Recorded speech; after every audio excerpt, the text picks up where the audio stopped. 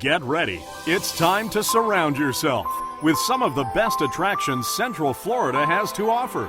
It's time for the Central Florida Sights and Sounds Podcast with your hosts, John and Anne Marie Carigliano. To all who come to this happy place, welcome.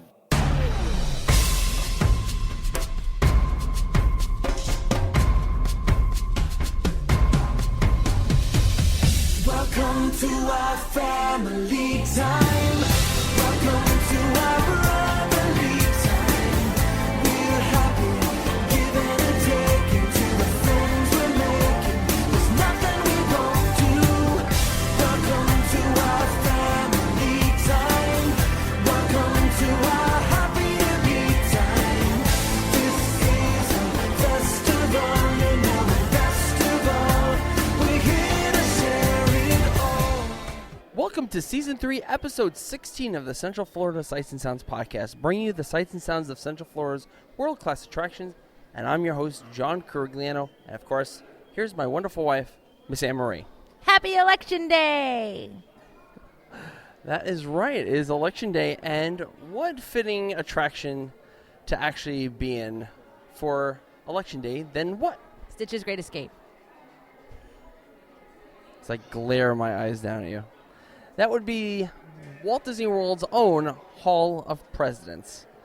So, as you can tell, we are actually, or if you can hear, we are in the Rotunda area, waiting for the next show. But before we start the show with the Hall of Presidents, we're going to actually have you guys listen to a new show that just started out last month called The Great Moments of History, starring the Muppets outside here in Liberty Square. But just the American parts. Yes, and hosted by Sam Eagle and JJ. Enjoy.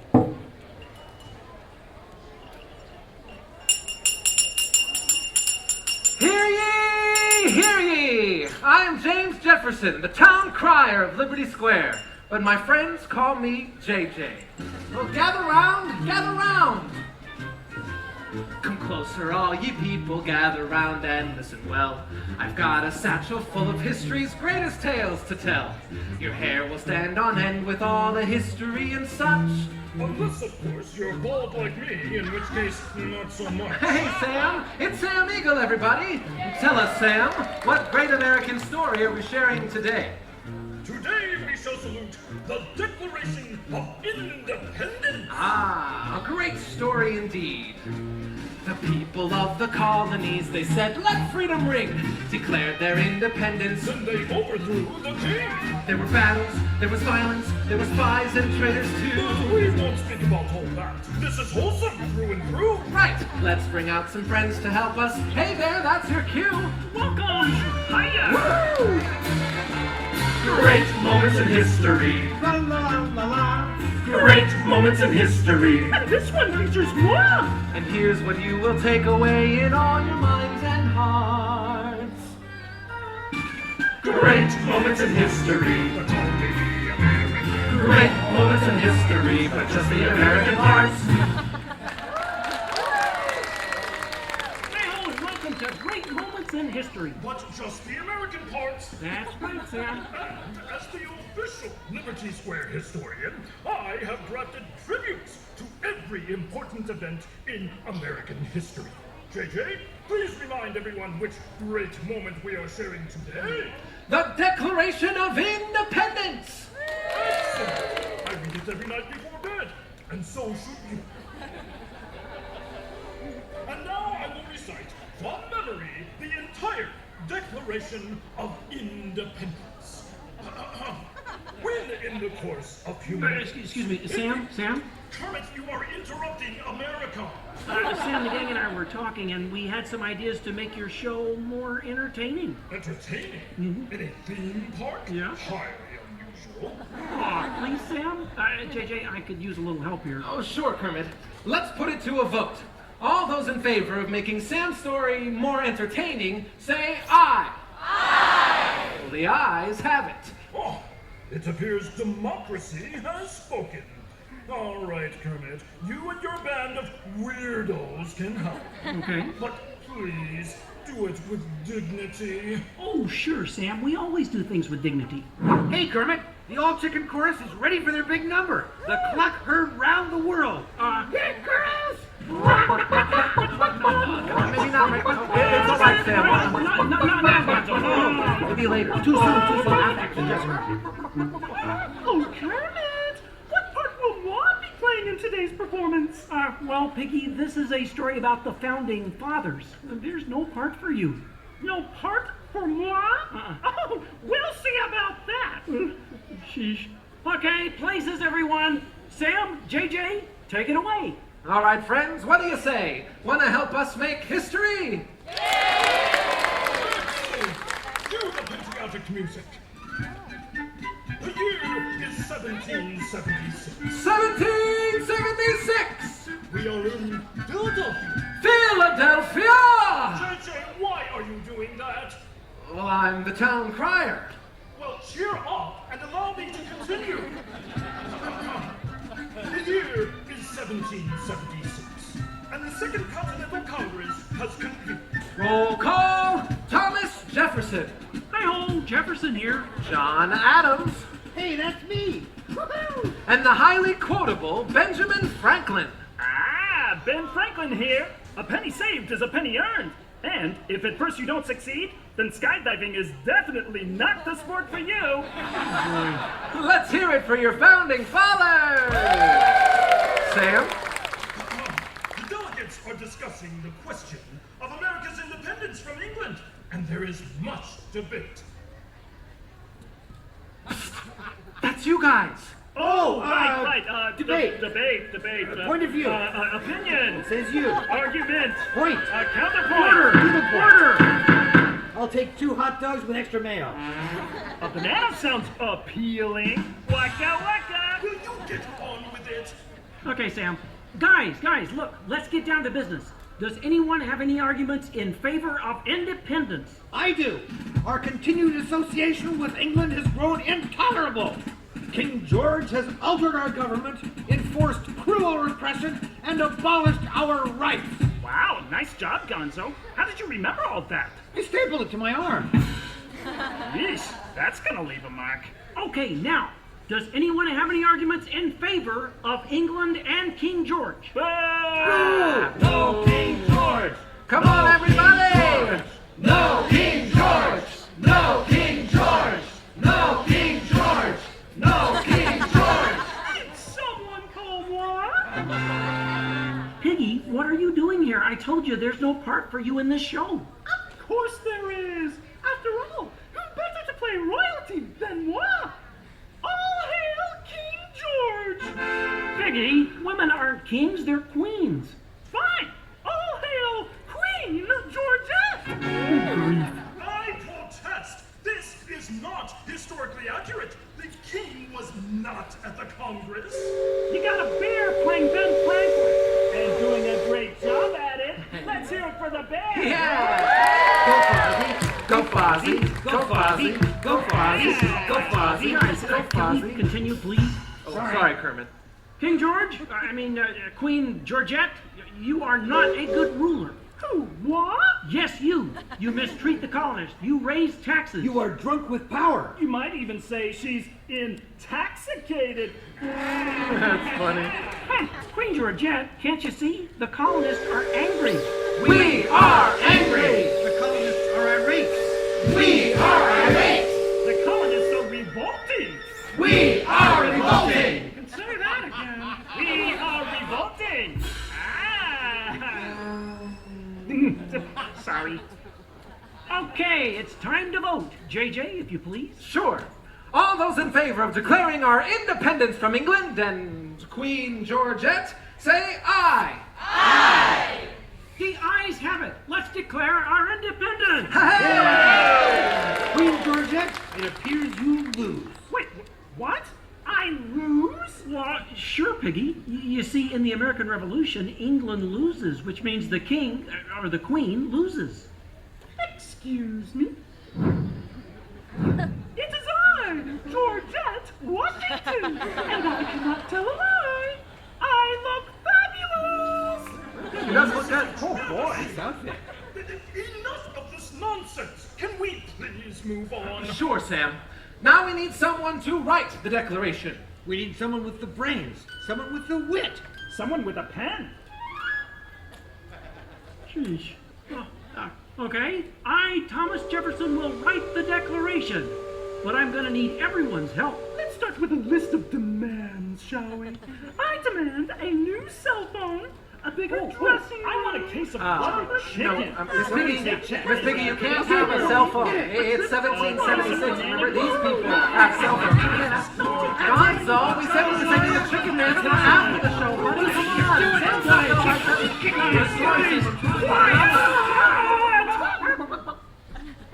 Guys, when Jefferson wrote the Declaration, it was more than a list of demands. What? Oh. What are you talking about? Yeah, it was about things we all believe in. Things worth fighting for. Things that inspired the birth of a new nation. Gee, Kermit, what do you mean? Well, like the Declaration says, we hold these truths to be self-evident, that all men are created equal, that they are endowed by their Creator with certain unalienable rights, that among these are All together now, life, liberty, and the pursuit of happiness.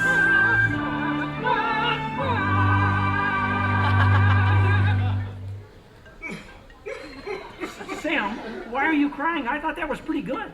It wasn't good. It was glorious. Way to go, everyone. Hey, Sam, I guess now you're the town crier. Just ring the bell. Let freedom ring! Great moments in history, the 4th day of July. Great moments in history, we set King George to die. And here's what you will take away in all your minds and hearts. Great moments in history, great moments in history, great moments in history. Great moments in history, but just the American parts. Thanks, everyone. We couldn't have done it without you. And to England, no hard feelings. You're still one of our best friends. Well, thank you all for joining us today. You know, I'm feeling especially patriotic, so I'm going to go visit the Hall of Presidents. I have bought seats. Well, of course you do. Come along, everyone. See you inside. Bye. I know you're all going to So long, everybody.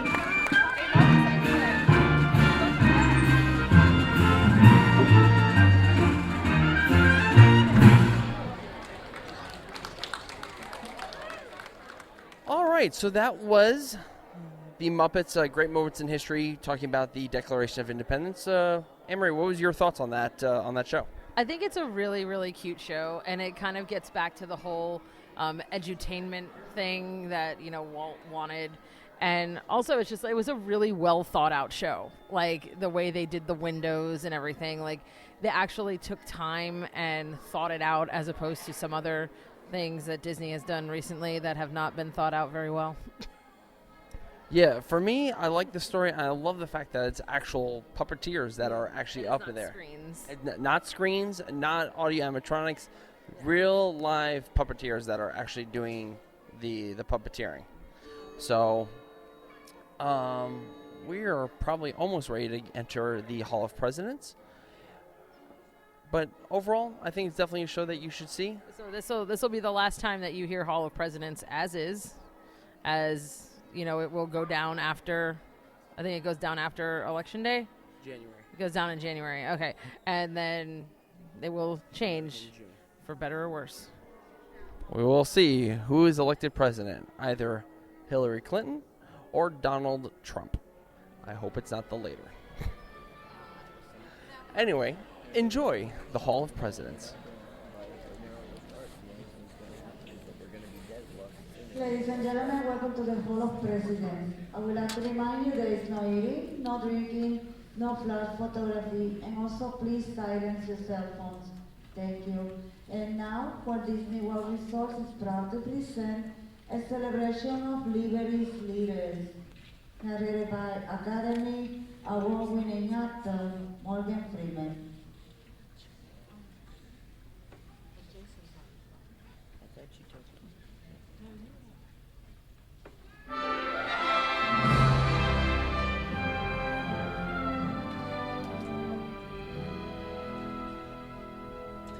hold these truths to be self-evident.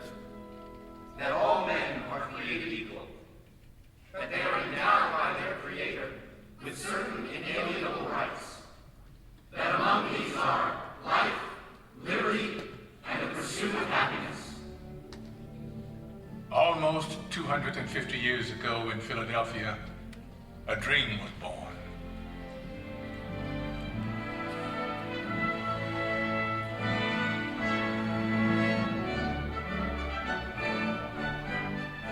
In a time of emperors and kings, it was an astounding revolutionary dream that we, the people, should choose our own leaders, that they should be one of us.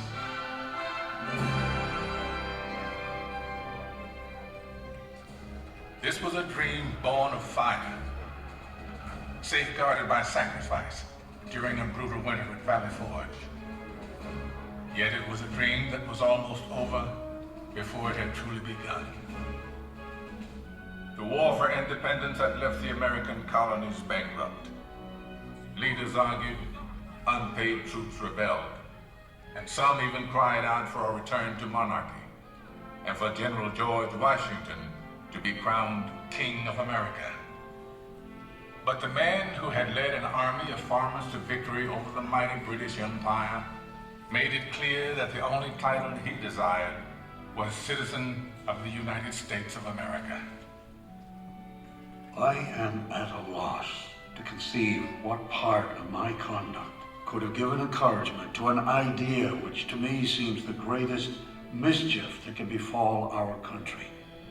If you have any regard for yourself, banish these thoughts from your mind. But when the new nation finally adopted its constitution, and it came time to elect its first president, there were no doubts about who that president should be. Only he had such doubts. I fear my countrymen will expect too much of me. I walk on untrodden ground. There is scarcely any part of my conduct which may not hereafter be drawn into precedent. In the end, Washington set the most important precedent of all. The man who could have been king stepped down after 2 terms in office and took his place again amongst the people. By insisting that he was, above all other things, one of us, he made it possible for any of us to dream of serving the nation in its highest office. And one day, sure enough, it came to pass that a man who wasn't an aristocrat aspired to the office of president. Andrew Jackson was a battle-forged frontiersman, and according to his predecessor, President John Quincy Adams, a barbarian who cannot write a sentence of grammar and can hardly spell his own name. To which Jackson merely replied, "It's a damn poor mind indeed that can't think of at least 2 ways to spell a word." He may have lacked a formal education, but he was tough and brilliant. Just the ticket for a new nation of Americans struggling to turn a dream into an enduring reality. They swept Jackson into office by a landslide, and then descended on his inauguration, determined to shake his hand in person. Why, 20,000 country people shoved to get in the door, track their muddy boots across the carpet. And my dear, they would be here still if we hadn't placed tubs of punch out on the lawn. Washington's elite fumed, but Jackson loved it, for these were his people. He was proud to be one of us. I do not forget that the planter, the farmer, the mechanic, and the laborer form the great body of the people of the United States. They are the bone and sinew of this country. But Andrew Jackson would wage a mighty struggle to hold that great body of people together. State by state, a monstrous injustice that had haunted the country since its beginning was now tearing it apart.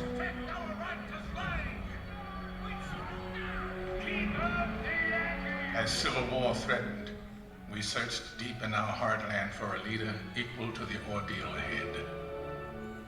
It was perhaps a vindication of the American dream that we found a plain-spoken, self-taught lawyer from Illinois whose campaign platform could be summed up in 5 simple words. All men are created equal.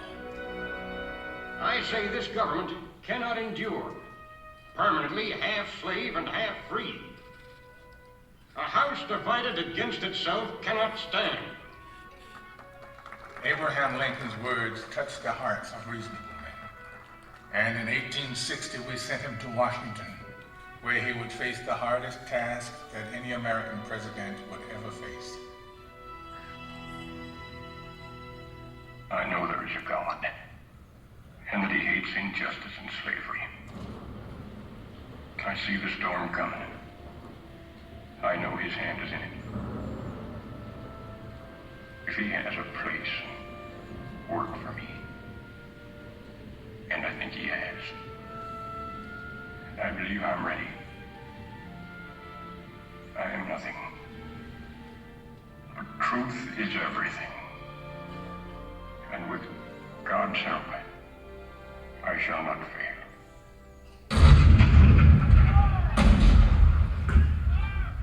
April 12, 1861, Fort Sumter. The cannon spoke for war, bitter, violent, and devastating.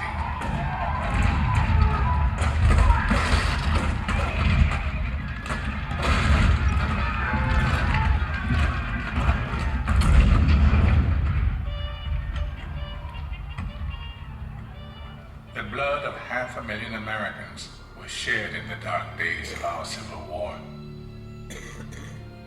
But as the sun rose on a cold November day in 1863, thousands of Americans gathered on the battlefield in Gettysburg to hear President Abraham Lincoln give meaning to our sacrifice.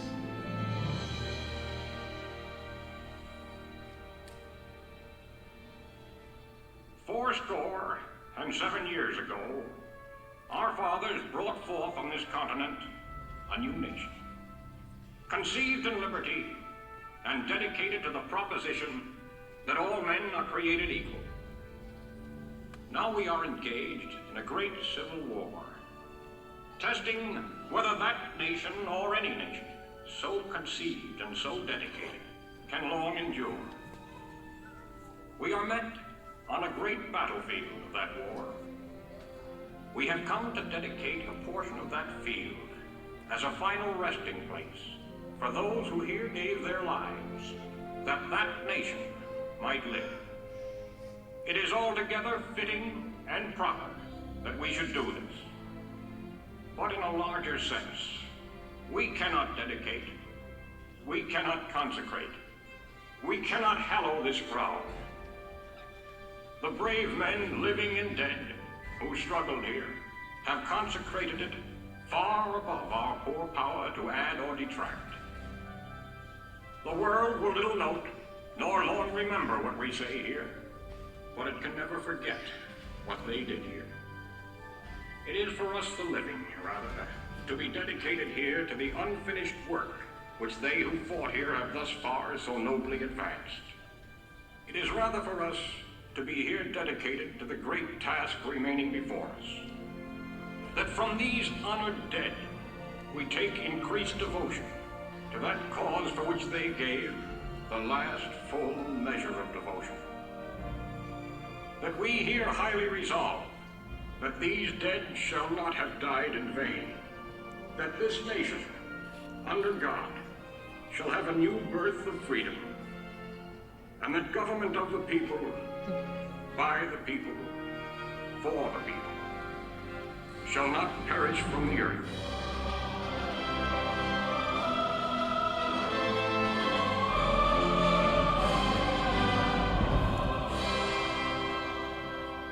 This nation did have a new birth of freedom. And as our frontiers pushed west, we looked for new leaders that embodied our bold new spirit. Leaders like Theodore Roosevelt, born to wealth and privilege, but imbued with the spirit of the American frontier. He rode with cowboys and led his rough riders up San Juan Hill during the Spanish-American War. This kind-hearted, tough guy fought against monopolies and for the working class. We called him Teddy. Anything else would have been far too formal. He even refused to call his official residence the Executive Mansion. To him, it was just a house. It was just a White House. And so it would always be called. 3 decades later, his distant cousin Franklin Delano Roosevelt would occupy that same White House and lead the country through its hardest trials since the Civil War. A world war was looming, and the Great Depression had paralyzed a great nation. The president we called upon to lead us through those hard times was himself paralyzed by polio.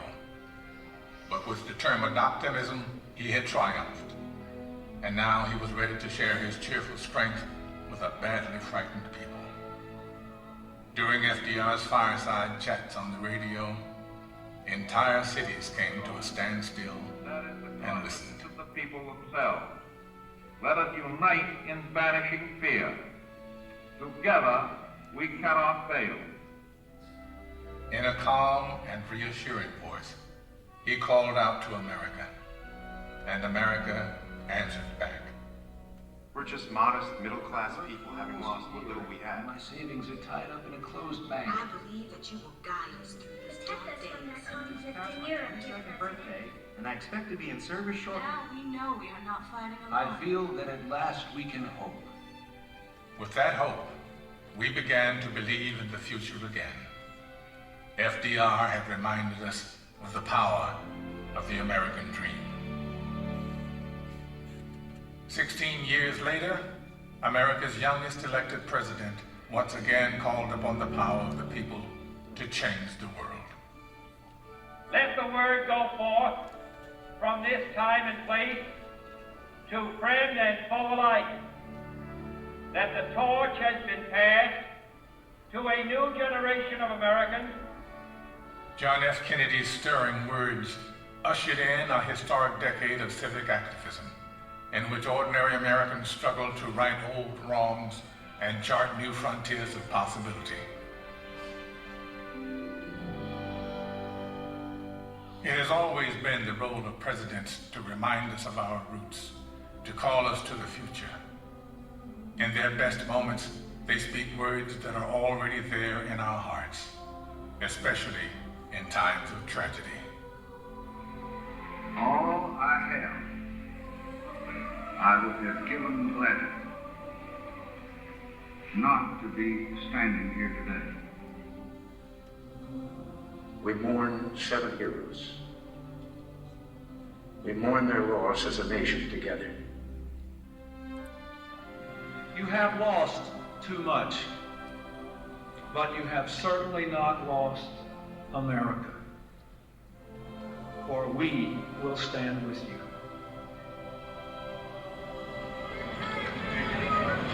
I can hear you!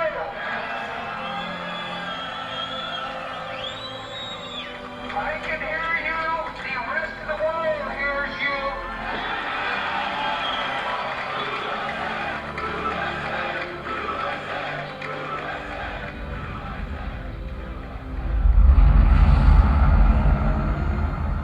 Nothing ends here.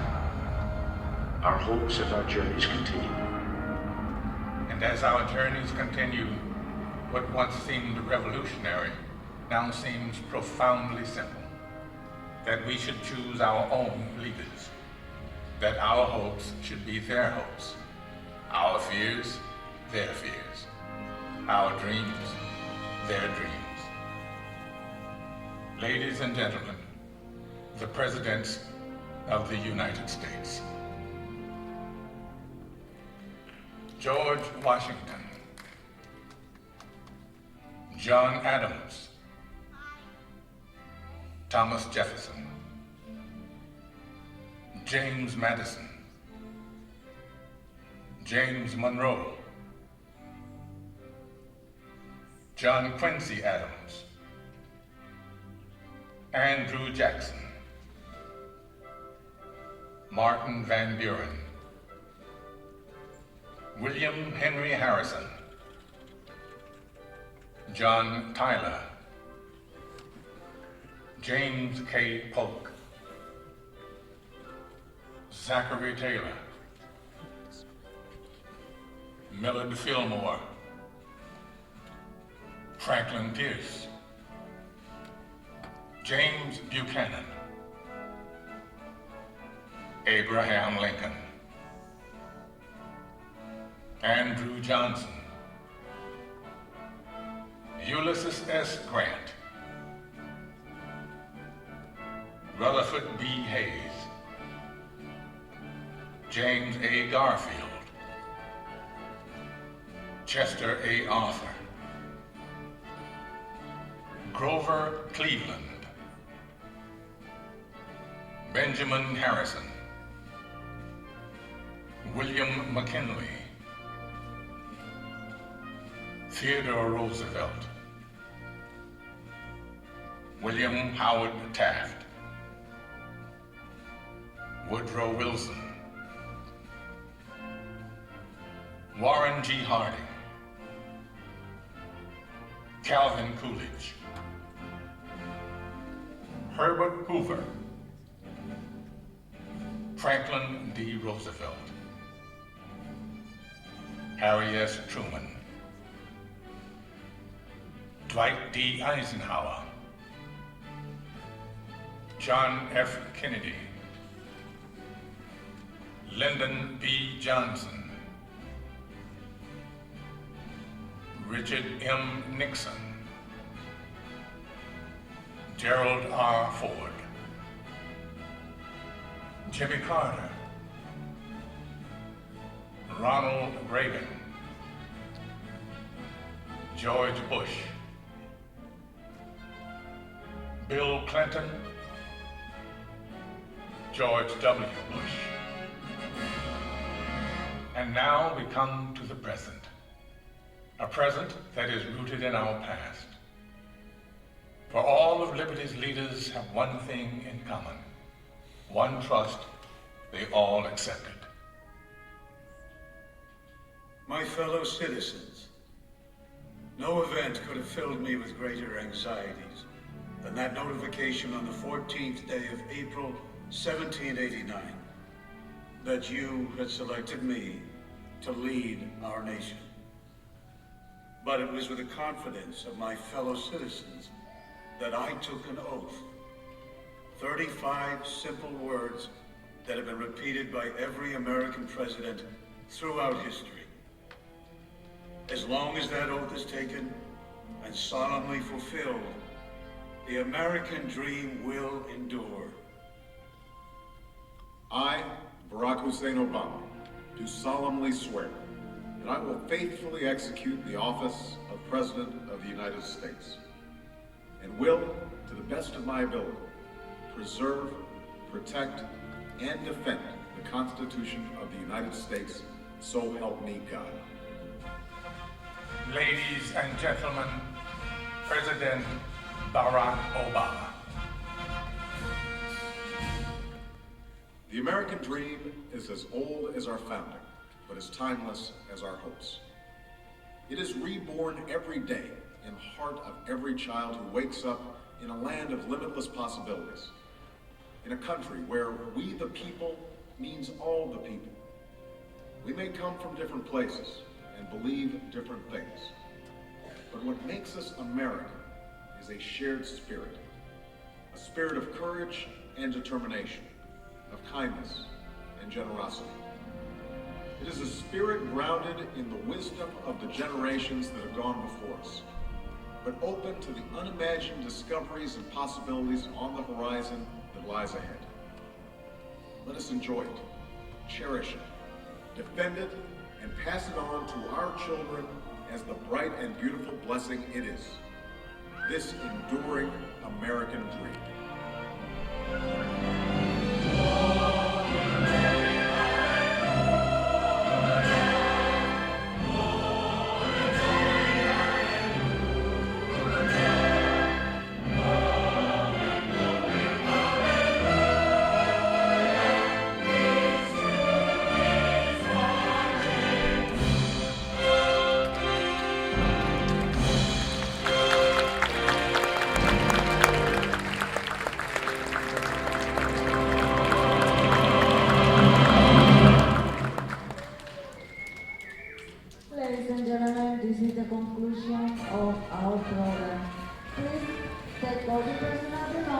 and exit to your right side, please.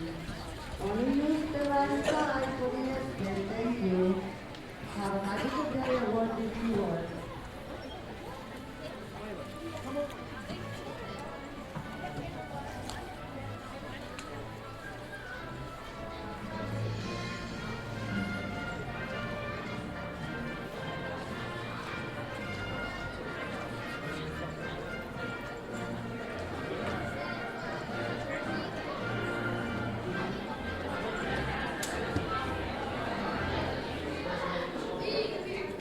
All right, so that was the Hall of Presidents.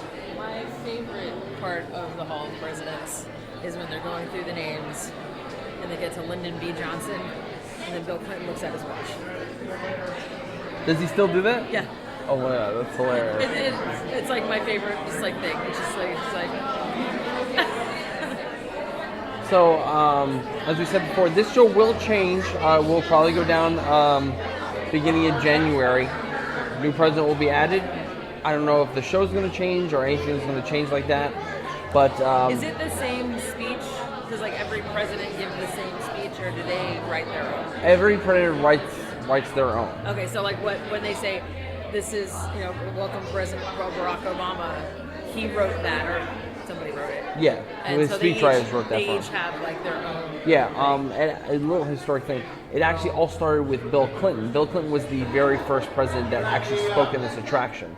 Every president since then has said something. So George W. Bush said something, Barack Obama said something. So if the current trend continues, then Hillary Clinton will be saying something. So. Let's hope Donald Trump doesn't say something. Oh, he's already said enough things. So there's something I was thinking while we were watching this show. Mm-hmm. John and I have acquired something that we're being trapped in here. John and I have acquired something, and we wanted to give it away to one of our listeners. The Magic Band. Oh, yeah. Yes. So I was thinking something else. while we were watching this show, maybe we can do a little trivia question, see if someone can win it. All right. Okay, so the trivia question that I thought of is there are 43 presidents of the United States. Mm-hmm. Which president was the only non-consecutive president? There you go. I actually already know the answer for that one. But if you can find out and you be the first one to answer, you get a... So just, if you know the answer, tweet at us. Yes. And if you get the correct answer, then you get your very own special magic band. Jiminy Cricket Magic Band. So, yes. I think that'll do it for this week's show. That'll do it. I don't know what we're going to do on next week's show. Probably something really awesome. Probably. Super fun. It'll be super fun. There you go. Anyway, you can email the show at podcast@cfses.com. I have the best acoustics in this little area right here, right now. You can check us out at our site at cfses.com. You can follow me on Twitter and Instagram at JohnCFSS. You can follow Anne-Marie on Twitter and Instagram at AnneMarieCFSS. And you can also follow our main Twitter account at CentralFLSAS. And you can like us on Facebook and head to our YouTube page. We just uploaded several different videos of the main show Electra Parade, 2 360 videos, 1 HD video, and I still have yet to put up a GoPro, the GoPro video of that parade as well. So that will be up there as well.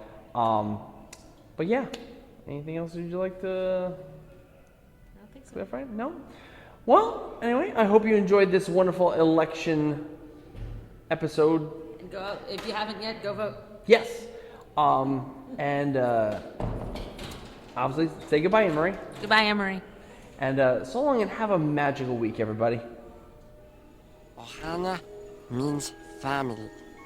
Family means nobody gets left behind or forgotten.